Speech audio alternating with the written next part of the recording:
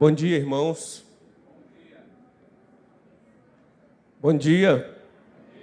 Agora sim, acho que eu estava sozinho.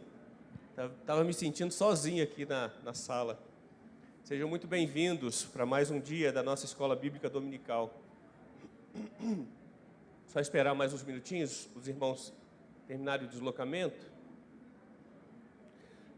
Queridos, hoje nós vamos estudar sobre Deus nos ensina.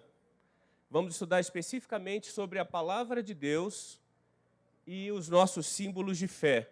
Ainda dentro do contexto do presbiterianismo, tentando nos identificar como uma igreja presbiteriana.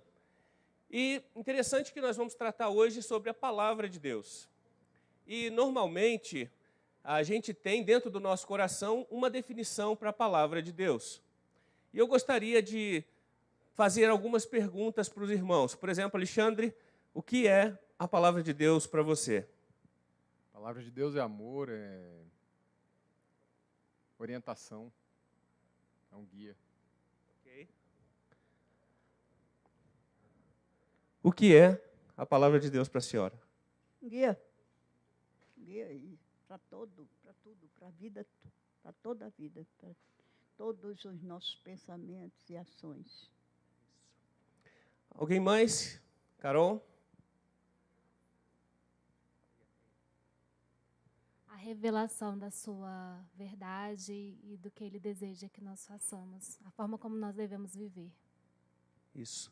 Normalmente nós temos a associação da palavra de Deus como uma conduta, algo que a gente segue, algo que a gente vivencia. E não poderia ser diferente, a nossa aula de hoje vai tratar exatamente da palavra de Deus, de nossos símbolos de fé, como algo que nos orienta, algo que nos conduz. Apenas a título de orientação, não vou falar sobre eles, mas esses são os livros que nos orientam a aula de hoje, especificamente a nossa confissão de fé. Eu estou esperando o Jairo trazer, espero que ele traga, eu pedi 3, acho que a Maísa está trazendo lá. Eu vou sortear com os irmãos 3 confissões de fé. Daqui a pouco para vocês, mas para aqueles que estiverem mais atentos. Aqueles que estiverem desatentos eu não sortearei. Obrigado, Maísa. Mas nós trataremos, irmãos, utilizamos como referência bibliográfica a nossa confissão, nosso livro base e aqueles outros demais, se os irmãos tiverem curiosidade de saber, de conhecer os livros, por favor, me procurem ao final da aula. Na última aula, nas 2 últimas aulas, o pastor Weber trouxe os ensinos sobre Deus nos dirige, tratando sobre o presbiterianismo no Brasil e no mundo, e a estrutura da nossa igreja, especificamente o nosso plano de ação pastoral. Como Deus tem dirigido a sua igreja e conduzido a igreja presbiteriana do Brasil ao longo dos últimos anos. Hoje nós estudaremos a palavra de Deus especificamente e os nossos símbolos de fé. Veja que eu perguntei para alguns irmãos, o que a palavra de Deus representa para nós. Se pudermos pensar um pouco mais, nós normalmente temos uma frase que definimos a palavra de Deus. Uma frase assim curta, mas que define claramente o que é a palavra de Deus para nós. Alguém tem essa palavra em mente e gostaria de compartilhar? Isso. Alguma outra? A Bíblia. Que mais? Uma revelação, perdão. Exatamente. O pastor trouxe aqui o resumo, nós combinamos, tá, irmãos, um pouquinho antes, mas nós temos a definição de que a Bíblia, a palavra de Deus, é a nossa única regra de fé e prática. Eu trouxe uma frase do pastor Charles Spurgeon, que é das nossas referências de estudo. Eu particularmente estou lendo a biografia dele agora, e ele é conhecido como o príncipe dos pregadores, e ele era um grande pregador expositivo e evangelista. E ele, a respeito da palavra de Deus, ele faz o seguinte comentário: prefiro falar 5 palavras deste livro, a Bíblia, do que 50.000 palavras dos filósofos. Se quisermos reavivamentos, temos de avivar nossa reverência pela palavra de Deus. Se quisermos conversões, temos de colocar mais a palavra de Deus em nossos sermões. Veja a importância da palavra de Deus para esse que foi um dos grandes pregadores do século XIX, e ele fez esse comentário a respeito exatamente do seu ministério como evangelista e pregador da palavra de Deus. A palavra de Deus, como o pastor Weber já falou, ela é a nossa Bíblia Sagrada, a nossa única regra de fé e prática. Mas quando pensamos nessas expressões, nossa única regra de fé e prática, o que vem à mente de vocês? Oi? A Bíblia, perfeito. Mas o que mais? Pensando nessa expressão, nossa única regra de fé e prática. Verdade. O que mais? Um alvo. Agora veja, essas palavras, regra, fé e prática, chamam a nossa atenção nesse contexto. Veja que nós estamos estudando sobre a palavra de Deus. E se ela é a nossa regra de fé e prática, essas três palavras nos chamam a atenção. Regra nos representa uma conduta, aquilo que dirige a nossa vida, ou seja, aquilo que é um referencial para aquilo que fazemos aqui no nosso dia a dia. Fé e prática, a gente tem uma noção do que seja, mas é importante termos a definição dela. E eu gostaria de convidar os irmãos a abrirem a palavra de Deus. Abram, para a gente entender fé, Hebreus 11, versículo 1. E na sequência, Hebreus 11, versículo 6.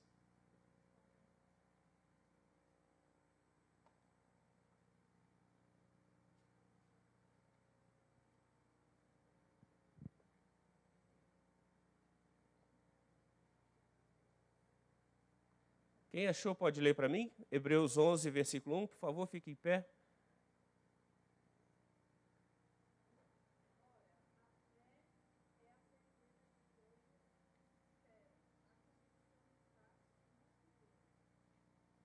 Hebreus 11, 6, por favor.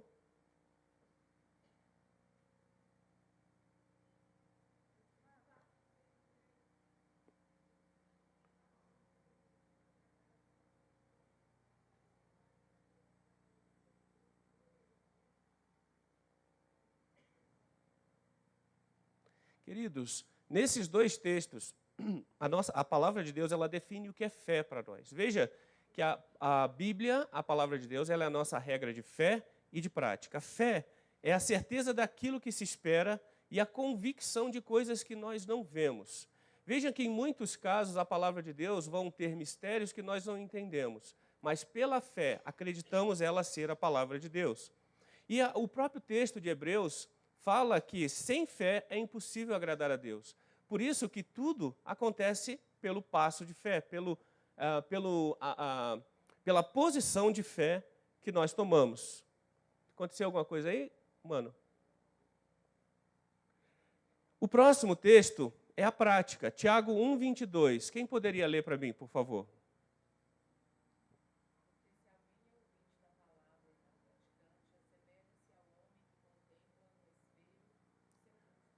Tiago? Não é tornai-vos, pois, praticantes?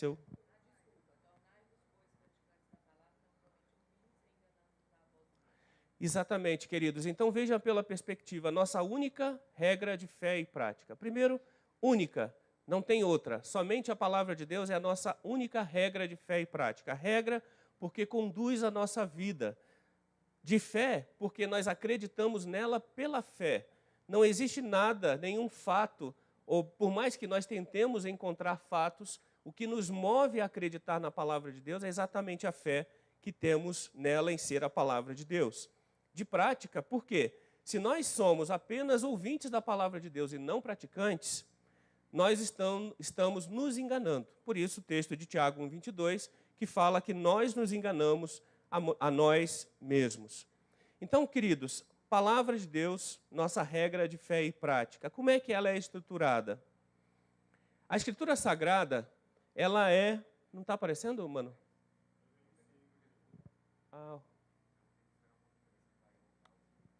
Ok. Irmãos, o projetor aparentemente deu um problema, a gente vai aguardar ele retomar. Se não retomar, a gente continua de qualquer jeito, a gente vai dar aula de qualquer jeito, com ou sem projetor. A Escritura Sagrada, queridos, ela é composta de 66 livros.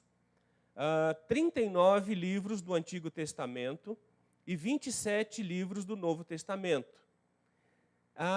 São 36 autores inspirados por Deus que escreveram os textos sagrados. A escrita desse texto sagrado aconteceu durante 1.600 anos. Pensem comigo nesses números. 66 livros, 39 do Antigo Testamento, 27 do Novo Testamento, 36 autores durante 1.600 anos. Pensem agora no nosso contexto. Será que se nós selecionarmos 36 pessoas aqui para escrever durante um tempo longo, prolongado, eu não digo muito, mas aí durante alguns meses, que bom, obrigado, mano. Durante alguns meses, será que existiria harmonia entre esses textos, dependendo do que nós formos falar? Nós vamos falar sobre eleições.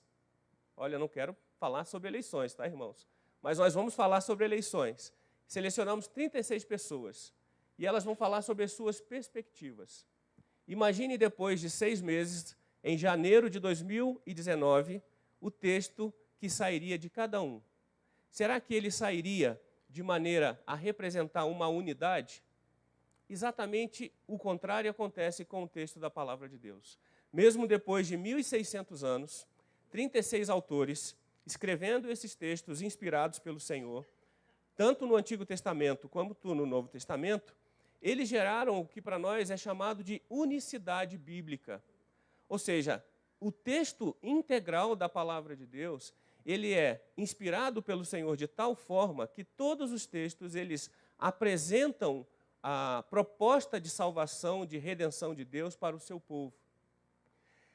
Os estudiosos, aqueles que se debruçaram, os teólogos que se debruçaram sobre a Palavra de Deus, perceberam claramente que havia, nos livros inspirados pelo Senhor, uma unidade nos textos bíblicos, de forma que não existia contradição.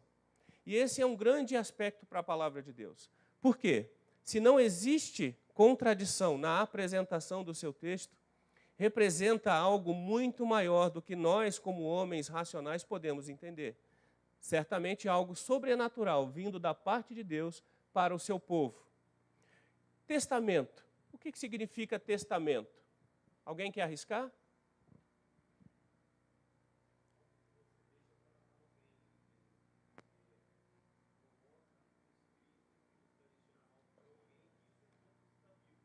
Perfeito, isso é um testamento no nosso conceito, né? Nos conceitos dos dias de hoje. Alguém saberia me dizer testamento à luz da palavra de Deus? Testemunho, pastor citou. Não pode ser alterado. Interessante, queridos, que as três perspectivas, elas se unem e transformam naquilo que eu vou dizer. Testamento tem a ver com a aliança de Deus, ou seja, aquilo que Deus estabelece para as nossas vidas. O Antigo Testamento, ela é uma aliança estabelecida com Moisés, estabelecida com Abraão e deixada para o povo de Israel. A nova aliança, representada no Novo Testamento, é dada por Deus também por meio do seu Filho Jesus e registrada nas Escrituras, tanto no Novo Testamento quanto no Antigo Testamento. Interessante vermos que o texto ele é único quando nós percebemos que desde a fundação do mundo, desde o início da criação, desde os sinais iniciais da palavra de Deus, o próprio Senhor já direcionava o seu povo para a redenção que teríamos com Jesus Cristo. Quando o texto bíblico fala que a mulher ferirá a cabeça da serpente com o fruto do seu ventre, já fala exatamente da vinda do nosso Salvador. E outras passagens dos textos bíblicos que vão remetendo a essa unidade. Então vejam, testamento tem a ver da aliança de Deus para conosco, representada tanto no Antigo Testamento, ou seja, na Antiga Aliança, quanto no Novo Testamento ou Nova Aliança. Agora vejam que eu fiz questão de trazer a seguinte palavra, velho. Velho Testamento ou Antigo Testamento? Não existe diferença. O que vocês acham?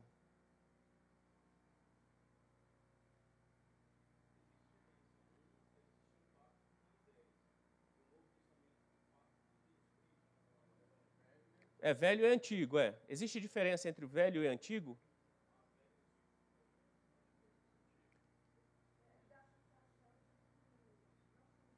Perfeito.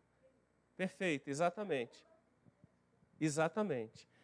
A questão do velho e antigo é exatamente que, apesar da antiga aliança, ela não está em desuso. A antiga aliança de Deus, ela foi dada ao seu povo, por isso que nós utilizamos, inclusive nas nossas pregações, os textos do Antigo Testamento. E ela tem essa nova aliança dada por Deus com Jesus Cristo, permitindo que nós... Mais devagar? Tá. A esposa fala, eu tenho que ir. Agora não sei se eu vou conseguir falar mais devagar. É o desafio, né, pastor? Mas entre o Velho Testamento e o Antigo é exatamente isso, irmãos. Apesar da palavra antigo representar algo em desuso, não está em desuso. Por isso que a palavra de Deus ela é integralmente aplicada às nossas vidas. E trouxe mais uma expressão, apócrifos. O que significa apócrifos? Alguém tem noção do que significa para compartilhar conosco? Oi? Em destaque? Não, em destaque não. Ela é destacada, mas não com sentido de algo bom, mas com outro sentido. Quem puder me ajudar?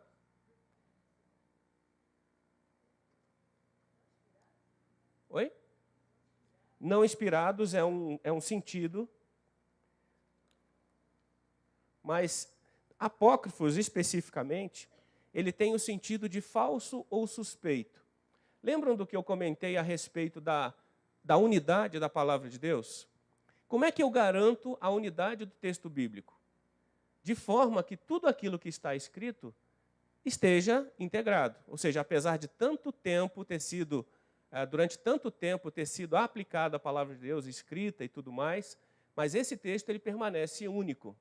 Os textos apócrifos, eles são considerados assim porque eles são suspeitos em relação ao seu conteúdo e, por consequência, eles são considerados não inspirados ou falsos. Por isso que alguns textos da Bíblia Católica são considerados apócrifos. Ou seja, eles são considerados suspeitos em relação ao seu conteúdo. Por exemplo, nessa Bíblia Católica Apostólica Romana, é encontrado justificativas para a mentira. No livro de Judite, capítulo 10, versículos 11 a 17. Justificativas, por exemplo, para o suicídio, em 2 Macabeus 14, 37 a 47. Alguns textos ensinam sobre feitiçaria. Por exemplo, em Tobias 6, capítulo 6, versículos 1 a 9. Outro texto ensina a oração pelos mortos. 2 Macabeus, capítulo 12, versículo 38 a 45. Por consequência, queridos, esses textos foram excluídos da nossa Bíblia evangélica, da nossa Bíblia cristã, que nós utilizamos. Por quê? Eles foram considerados suspeitos porque não integravam a unidade da Bíblia como um todo, gerando, por consequência, um questionamento sobre a sua inspiração divina. Então, vejam, a nossa Bíblia ela tem 66 livros, excluindo, então, os apócrifos, que são esses livros que são considerados falsos ou suspeitos.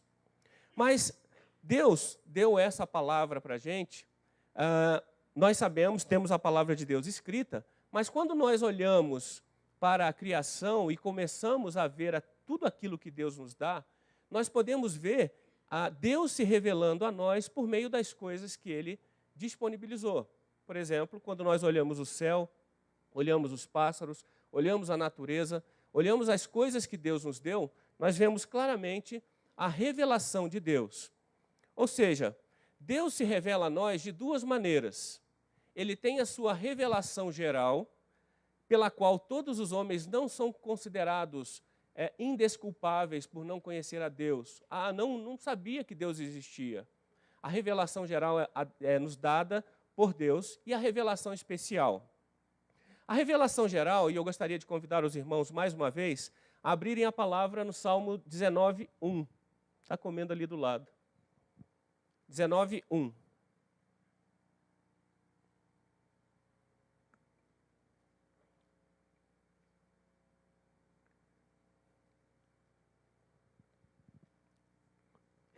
Todos encontraram? Salmo 19:1 diz: os céus proclamam a glória de Deus e o firmamento anuncia as obras das suas mãos. No mesmo sentido, Romanos 1:20. Poderiam abrir, por favor?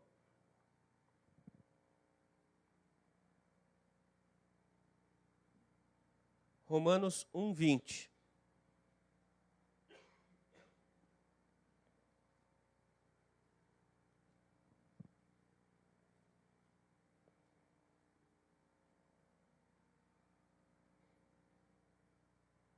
Romanos 1:20. Porque os atributos invisíveis de Deus, assim o seu eterno poder, como também a sua própria divindade, claramente se reconhecem desde o princípio do mundo, sendo percebidos por meio das coisas que foram criadas. Tais homens são, por isso, indesculpáveis. Ou seja, queridos, a própria revelação do que Deus nos deu por meio da sua criação mostra quem Ele é. Veja que nós estamos falando da palavra de Deus. Deus se revela a todos por meio de tudo o que Ele fez, de toda a sua criação. Ao mesmo tempo, Deus se revela especialmente por meio da sua palavra que é nos dada. Hebreus capítulo 1, versículo 1 e 2. Se puderem abrir, por favor. Hebreus capítulo 1, versículos iniciais, versículos 1 e 2.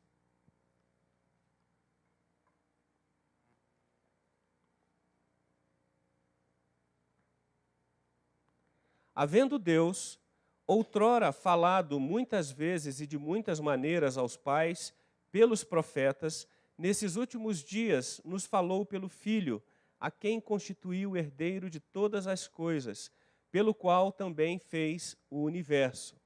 Queridos, nesse texto nós podemos ver aqui, mostrando um processo de constituição da sua revelação especial, uma revelação para o seu povo. O texto fala, havendo Deus, outrora falado muitas vezes de maneiras aos pais, pelos profetas, nos últimos dias falou pelo Filho.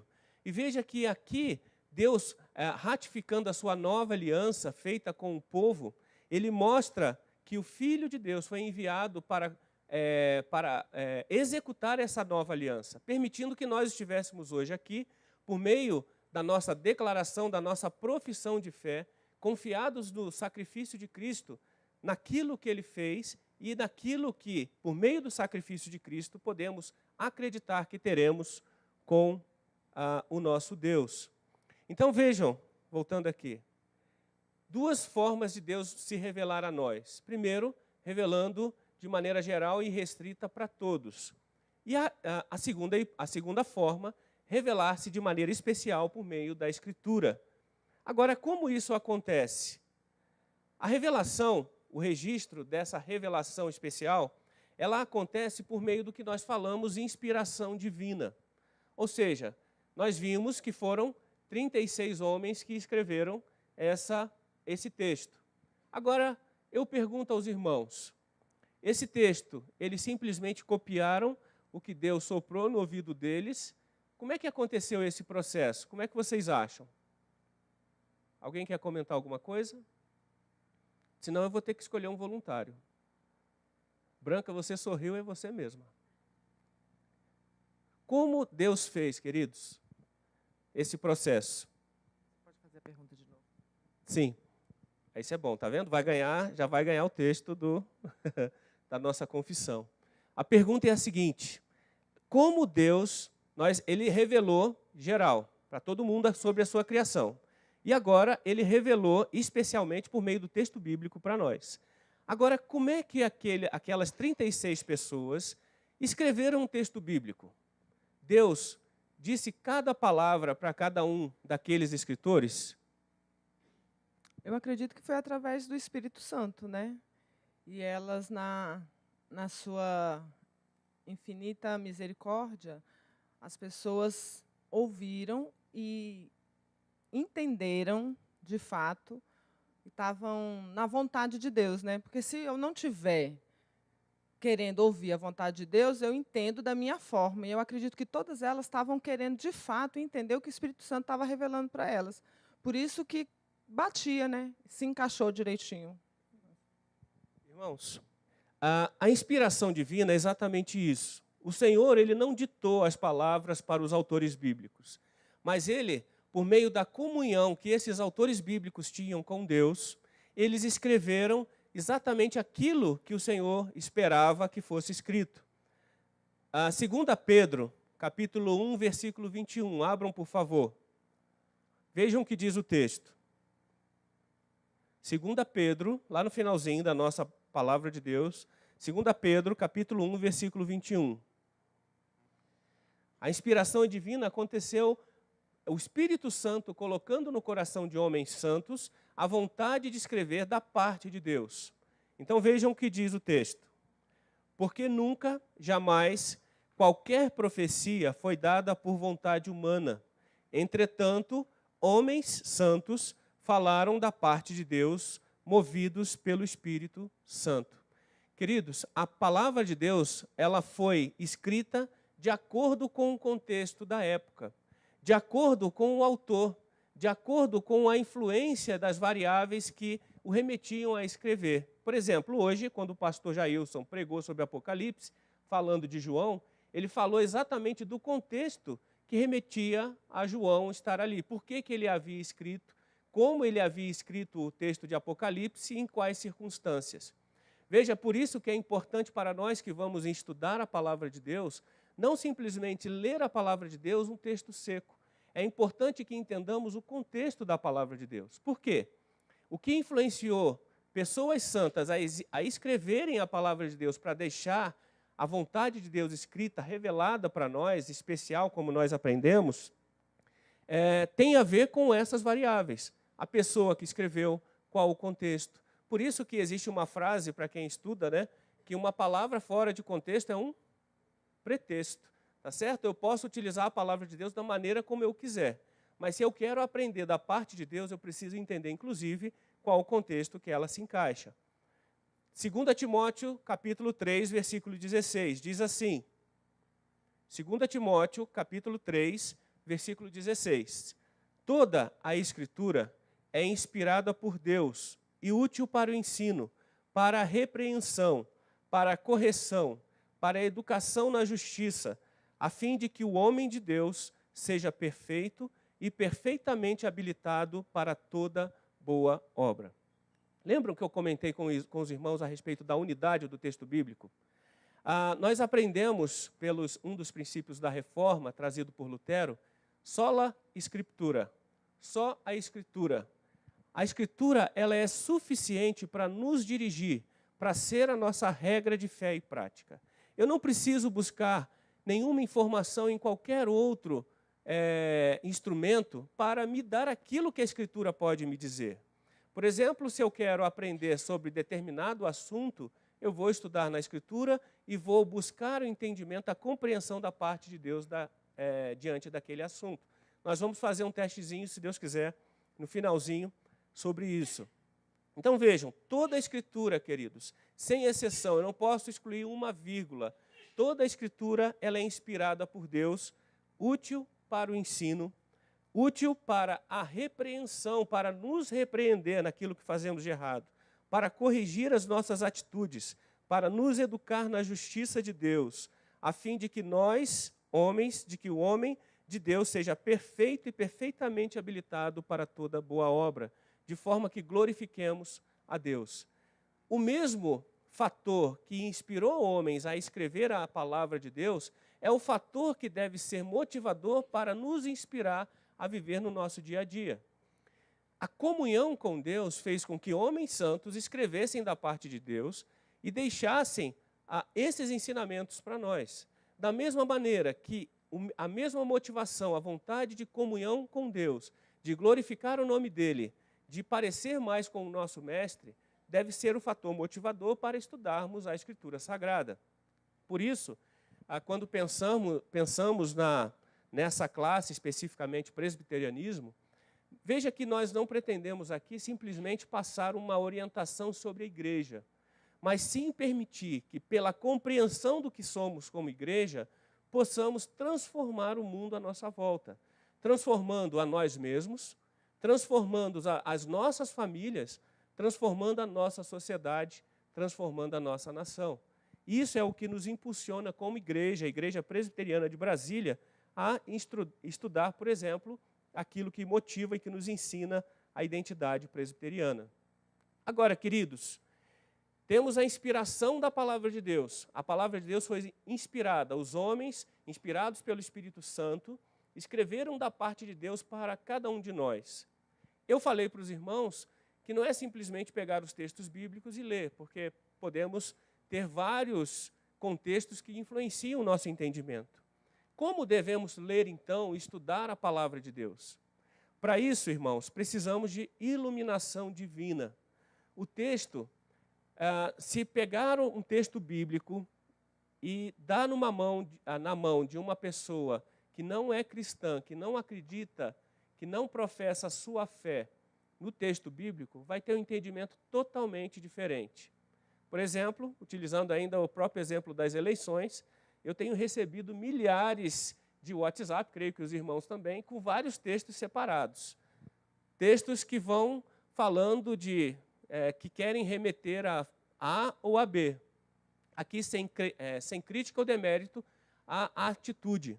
Mas veja, será que um texto daquele que caia na mão de um ímpio, ele vai compreender exatamente aquilo que nós, como crentes, compreendemos?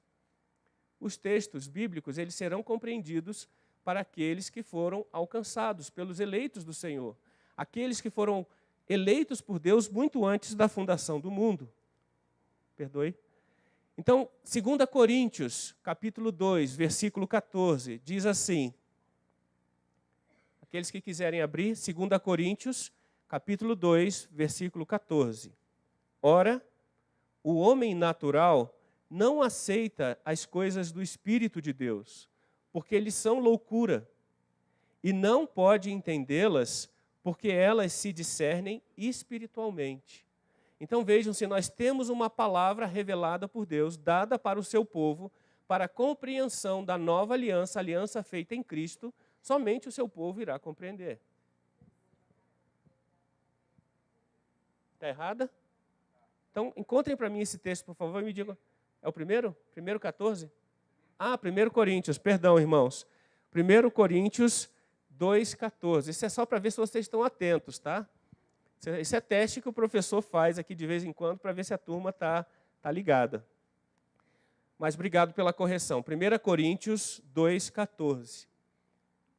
Então, queridos, entendimento da revelação especial, da revelação dada por Deus, somente inspirados pelo Espírito Santo de Deus. Por isso que é importante orarmos a Deus antes de lermos a palavra de Deus. Porque senão eu estou lendo como um livro de romance qualquer. Eu vou ler a história de Abraão. A história é bonita, mas o que Abraão quer? O que Deus quer me ensinar por meio da história de Abraão? Qual o passo de fé que foi dado na vida de Abraão que eu também posso dar? Vejam que essas coisas se discernem espiritualmente. Por isso que a nossa comunhão com Deus, ela deve ser diária, por meio da leitura da sua palavra, por meio de oração, para que nós pareçamos mais com Deus e consigamos entender o que Deus quer falar à nossa vida. Porque senão eu começo a ler a palavra de Deus, talvez como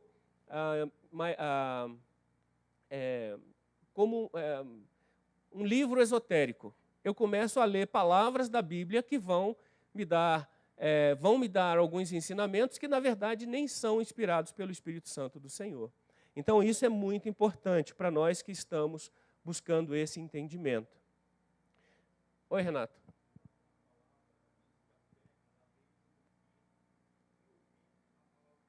Perfeito.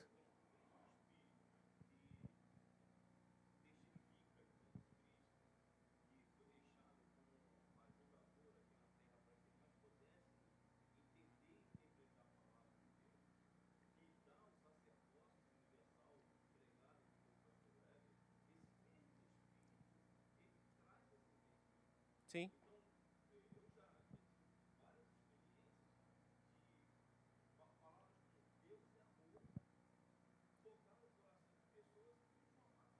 Perfeito.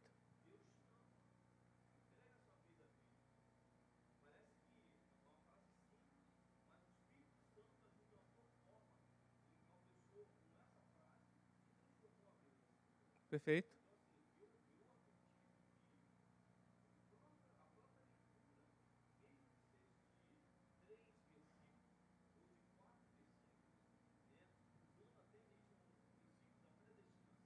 Sim.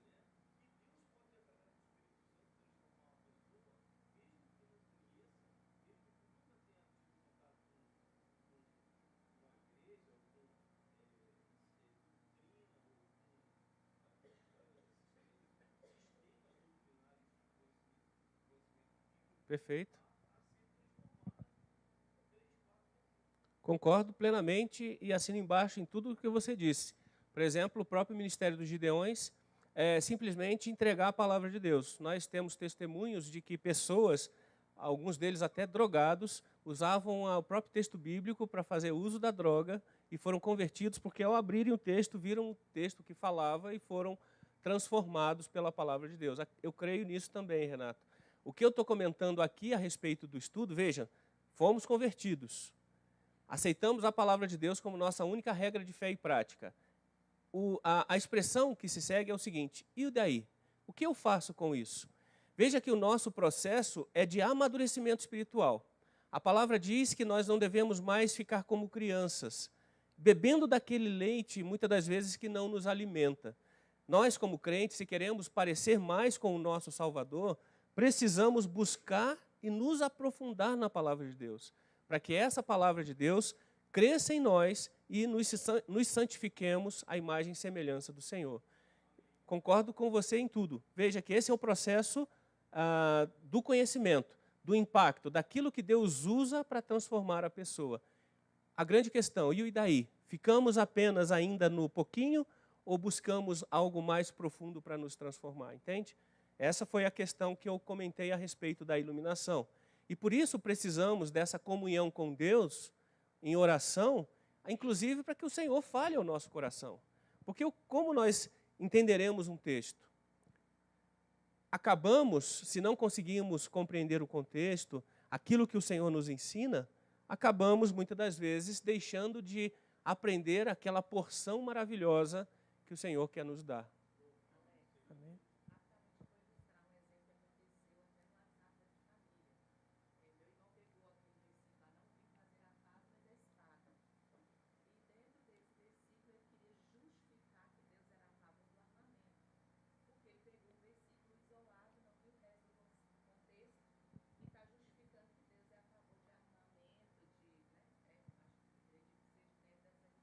Sim.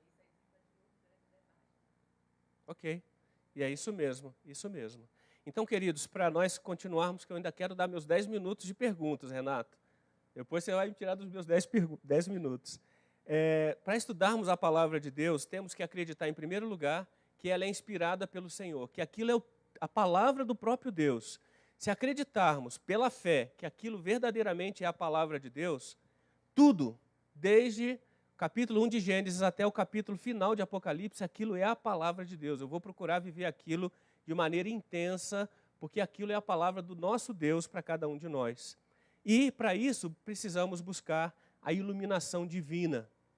Queridos, a nossa confissão de fé de Westminster, capítulo 1, versículo 6, ao tratar da Escritura Sagrada, traz a seguinte afirmação: todo o conselho de Deus, concernente a todas as coisas necessárias para a glória dele e para a salvação, fé e vida do homem, ou é expressamente declarado na Escritura, ou pode ser lógica e claramente deduzido dela.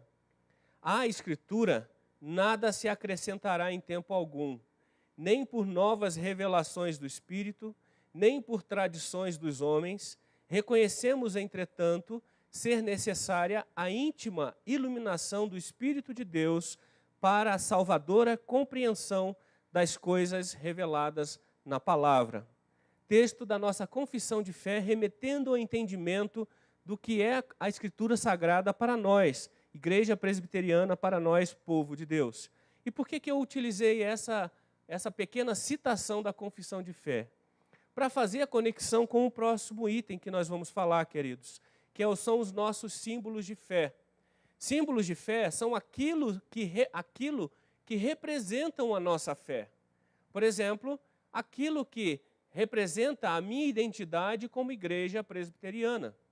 Ou seja, aquilo que representa quem eu sou como um servo de Deus, servindo a Deus na Igreja Presbiteriana do Brasil, na Igreja Presbiteriana de Brasília. Os nossos símbolos de fé, eles são 3. Confissão de fé, catecismo maior e o breve catecismo. O que representam esses símbolos de fé nosso, esses 3 instrumentos? A confissão de fé, o catecismo maior e o breve catecismo.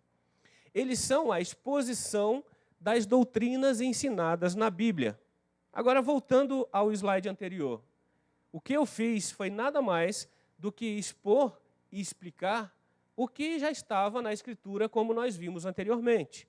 Repetindo, todo o conselho de Deus, toda a Escritura é inspirada por Deus, todo o conselho de Deus concernente a todas as coisas necessárias para a glória dele e para a salvação, fé e vida do homem, ou é expressamente declarado na Escritura, ou pode ser lógica e claramente deduzido dela. 2 Timóteo 3,16, toda a Escritura é inspirada por Deus e útil para ensino, para repreensão, para correção, para educação na justiça e etc. Vejam que a nossos símbolos de fé, eles nos auxiliam, vejam a expressão que eu estou utilizando, queridos, eles nos auxiliam na exposição, no entendimento das doutrinas ensinadas na Bíblia. E agora, uma pequena enquete. Quem já teve a oportunidade de ler a Confissão de Fé, o Catecismo Breve ou o Catecismo Maior da nossa igreja? Veja que a nossa amostra ainda é uma amostra pequena. Precisamos, se queremos, lembram que eu comentei com os irmãos? Queremos compreender as Escrituras. Uma das formas iniciais de compreender as Escrituras é buscar nos nossos símbolos de fé. Eu quero compreender qual é o papel da Escritura. Eu vou procurar na nossa confissão de fé, porque ela tem essa exposição, ela tem essa interpretação, ela tem essa ajuda para as nossas vidas. Esses 3 instrumentos, queridos, eles foram produzidos na Assembleia de Westminster entre 1643 e 1648. A duração dessa reunião, dessa Assembleia, foi de 5 anos e meio. 5 anos e meio. Não sei se os queridos sabem, mas até para que os irmãos possam orar pela gente, as nossas reuniões de conselho, elas começam normalmente 8, 8h30 e terminam por volta de 1h30, 2 horas da manhã. Lisaura, de vez em quando eu chego, ela me dá uma cotovelada para eu nem chegar perto dela 2 horas da manhã. E creio que com os demais irmãos também. Agora imaginem uma reunião de conselho, de uma assembleia, durando 5 anos e meio.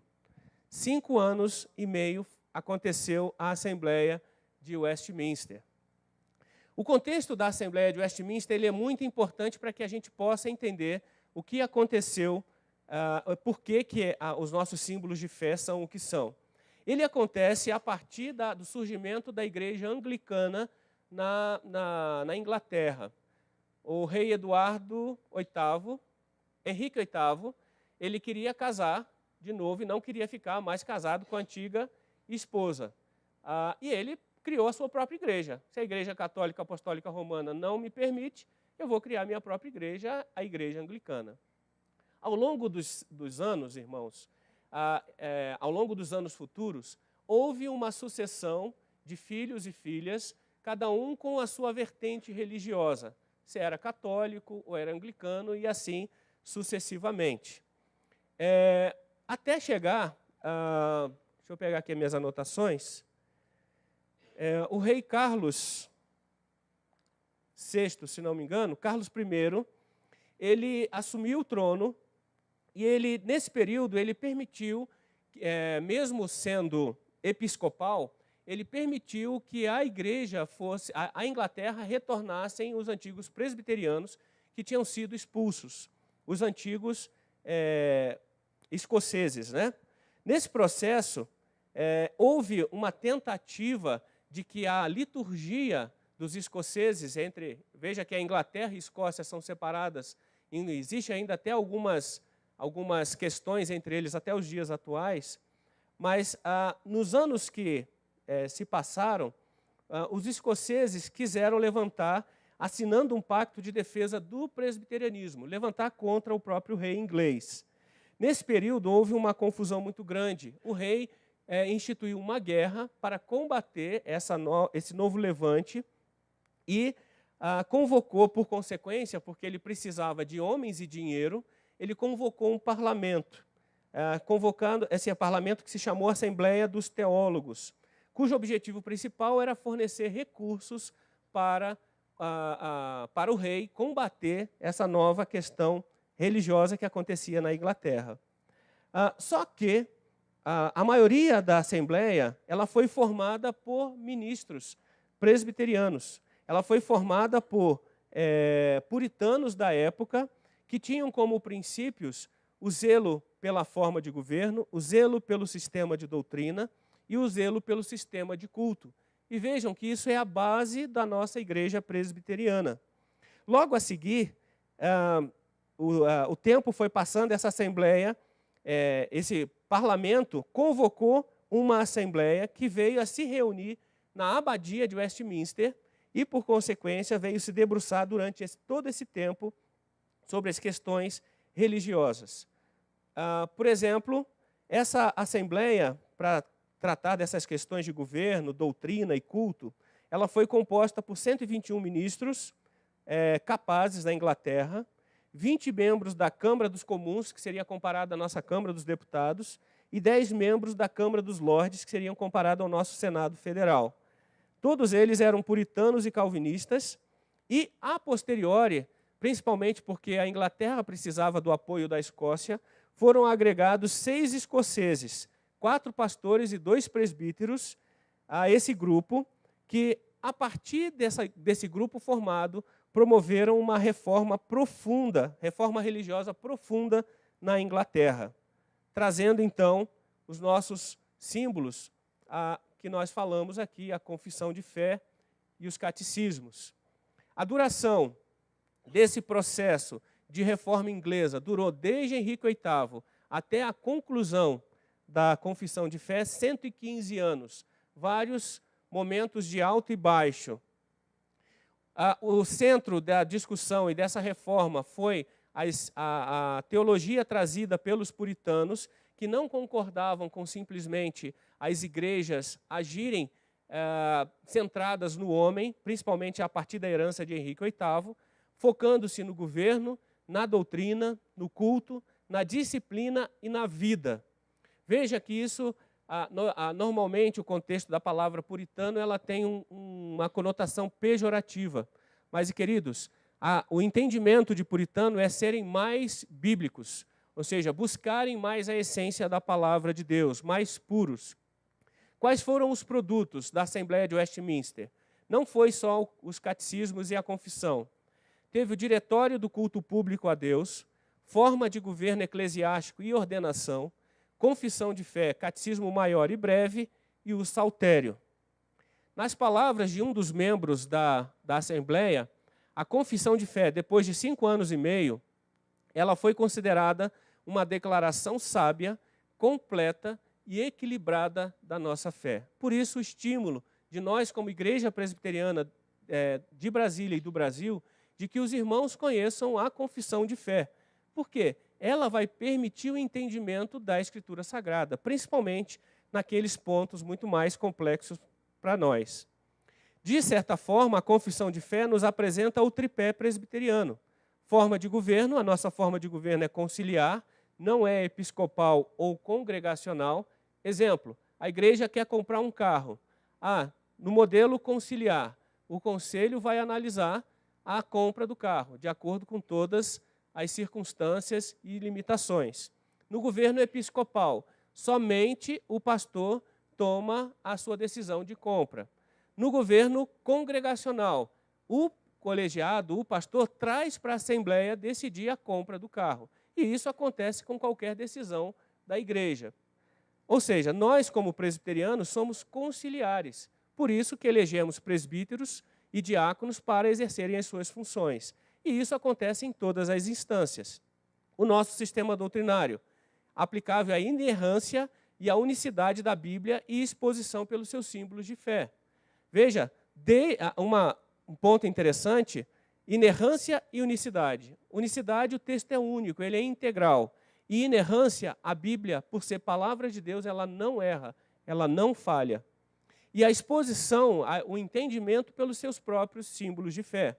Agora vejam, queridos, não estamos nunca, e guardem isso, vou repetir, nós não estamos nunca colocando as confissões e os instrumentos, os nossos símbolos de fé, no mesmo patamar da palavra de Deus. A autoridade suprema é da palavra de Deus. As confissões e os catecismos serão usados para nosso entendimento desde que estejam aderentes à palavra de Deus. Se qualquer vírgula estiver fora do contexto bíblico, a parte dos nossos símbolos de fé, eles são descartados para o nosso entendimento. Sistema litúrgico, a nossa estrutura do culto é um diálogo com Deus, tudo deve ser feito na centralidade do nosso Deus. Isso aqui é um tema para uma próxima aula. Já convido os irmãos para participarem do próximo semestre, Presbiterianismo Avançado, onde nós poderemos adentrar nesses pontos aqui de maneira melhor. Nossa confissão de fé, ela é considerada um pequeno manual de teologia bíblica, ela possui 33 capítulos que abordam os temas mais importantes da teologia cristã. Capítulo 1, doutrina da Escritura Sagrada. Capítulo 2 a 5, doutrina de Deus, seu ser e obras. Capítulo 6 a 9, doutrina do homem e da redenção. Capítulos 10 a 15, doutrina da aplicação da salvação. Capítulos 16 a 19, doutrina da vida cristã. Capítulo 20 a 24, doutrina do cristão na sociedade. Capítulos 25 a 31, doutrina da igreja.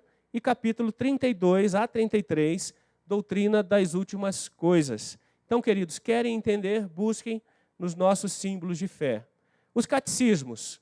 Catecismo maior, 196 perguntas e respostas.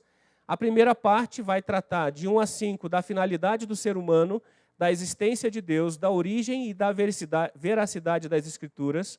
A segunda parte, perguntas 6 a 90, o que o ser humano deve crer sobre Deus. Terceira parte, perguntas 91 a 196, o que as Escrituras requerem do ser humano como seu dever. O breve catecismo, interessante que na época em que os catecismos foram elaborados, a seguir o breve catecismo era utilizado na escola dominical das crianças, para que as crianças memorizassem as suas perguntas e respostas. Vejam, breve catecismo, de breve só tem um nome, né? 107 perguntas e respostas, resumindo os principais pontos dos documentos anteriores.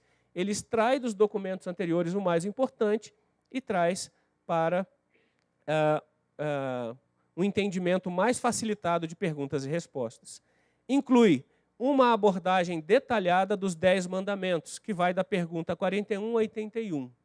Perguntas essas que são tratadas nos outros símbolos, mas que são muito mais acessíveis no breve catecismo.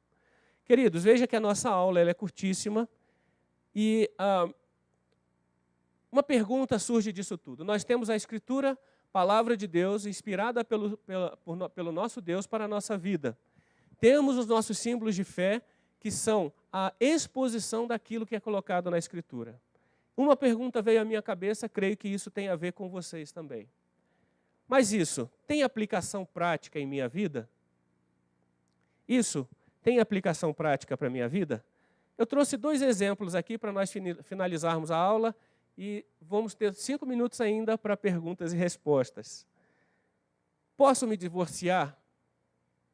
Uma pergunta que está em nossa mente a todo tempo. Buscando as respostas na palavra de Deus. Mateus 19, 3 a 12. Então respondeu ele, Jesus, não tendes lido que o Criador desde o princípio os fez homem e mulher? E que disse, por esta causa deixará o homem pai e mãe e se unirá à sua mulher, tornando-se os dois uma só carne? De modo que já não são mais dois, porém uma só carne. Portanto, o que Deus ajuntou, não o separe o homem. Confissão de fé de Westminster, capítulo 24, capítulo 24, pergunta 6.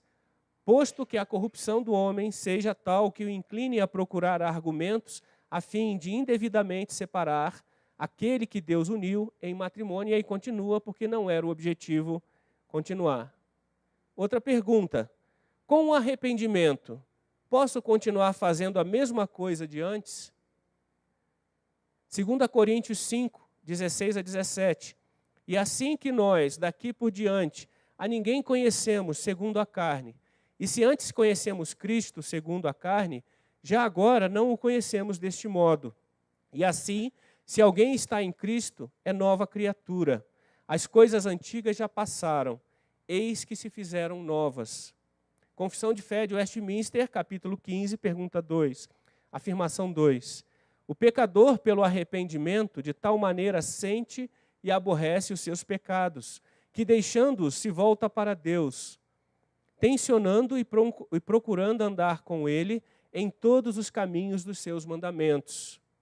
Queridos, e eu termino para a gente passar para as nossas perguntas e respostas, com uma foto tirada da... onde é que está aqui minhas anotações? Com uma foto tirada lá do Museu da História Americana, em Washington. Essa Bíblia, não sei se os irmãos já viram ou conhecem, a imagem não está muito boa, mas em algumas partes ali vocês vão ver, parece que a Bíblia foi cortada. Essa Bíblia é conhecida como a Bíblia de Jefferson, a Bíblia do terceiro presidente dos Estados Unidos, Thomas Jefferson. Eu gosto do Thomas Jefferson, apesar de não gostar do que ele fez com a Bíblia. Mas ele tem uma frase que eu acho muito interessante, inclusive nós estivemos lá presente nesse museu, e eu comprei um quadrinho que eu botei lá no meu quarto, lá no escritório. Diz assim: a honestidade é o primeiro capítulo no livro da sabedoria. A honestidade é o primeiro capítulo no livro da sabedoria. Thomas Jefferson, ele, nessa atitude, o que ele fazia? Ele começou a criar a sua própria Bíblia. Ele pegava, recortava partes da Bíblia e fez um caderninho como se fosse uma devocional com as partes da Bíblia que ele considerava aplicável à sua própria vida. Essa Bíblia que ficou ali é exatamente a parte que foi rejeitada da palavra de Deus, que ele não quis.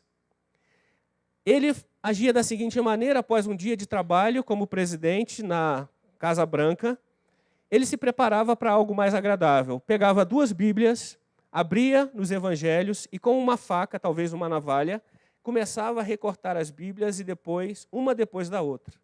Isso aconteceu por volta do ano de 1804, quando ele era presidente dos Estados Unidos. Com este trabalho, ele recortou as partes da Bíblia que concordava e colocava no seu próprio portfólio. O restante ele deixou para trás nas Bíblias mutiladas. O nome do seu texto, que ele colou, ficou conhecido como A Vida e a Moral de Jesus de Nazaré, esse texto que ele fez. Por que isso me chama a atenção? Muitas das vezes, queridos, nós somos tentados a recortar as partes da Bíblia que não são aplicáveis às nossas vidas. Veja que o Senhor, com o texto inspirado, com a unidade do texto cristão, Ele quer ensinar a cada um de nós. Deu-nos a própria palavra revelada e especial, e ao mesmo tempo nos deu os nossos símbolos de fé.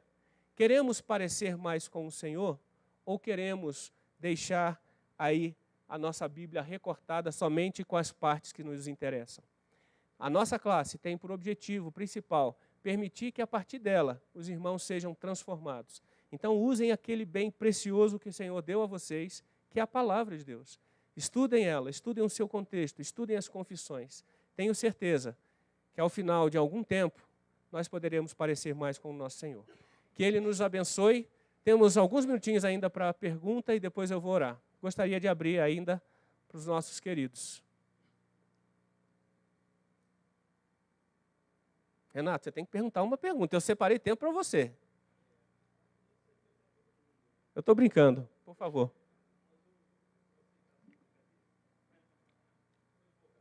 Sim, por favor. Quer fazer alguma pergunta?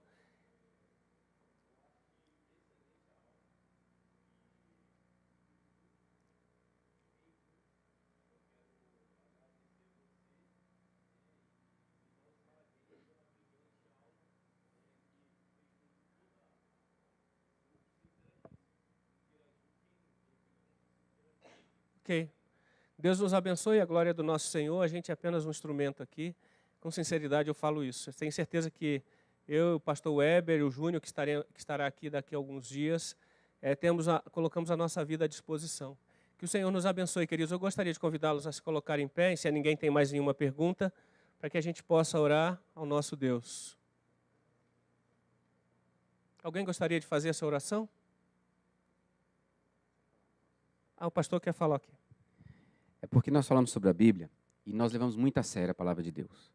Todo ano nós confeccionamos 1000 planos de leitura bíblica. Dentro dele tem uma orientação sobre como você deve parar diante do texto bíblico. Então tem aqui para você que você deve orar, depois faz 2 perguntas, você medita e no final você ora de novo. Você ora para que Deus abra o seu entendimento e ora no final para que Ele te dê forças para cumprir aquilo que você discerniu. Porque quando a gente pede a Deus, Ele atende a nossa oração segundo a vontade dEle. E a maior vontade do Senhor é que você compreenda a sua verdade. Então, se você não tem um desse, e já acabou, você pode seguir o plano de leitura no nosso aplicativo. Todo dia o aplicativo lembra você o capítulo que você deve ler naquele dia. No boletim... Obrigado, Dani. Já antecipou aqui. No nosso boletim vem para você. Então, por que isso? É porque nós acreditamos que é a palavra que deve dirigir a nossa vida. Quanto mais nós lermos a palavra, mais vamos conhecer o nosso Deus e mais vamos ser transformados por Ele e viver para Ele. Então, não negligencie isso. Use para a glória do Senhor e transformação da sua vida. Algum querido irmão gostaria de fazer essa oração? Vou indicar, então, voluntários. Alguém gostaria, irmãos? Pois não ouvi? O Jorge já está fazendo.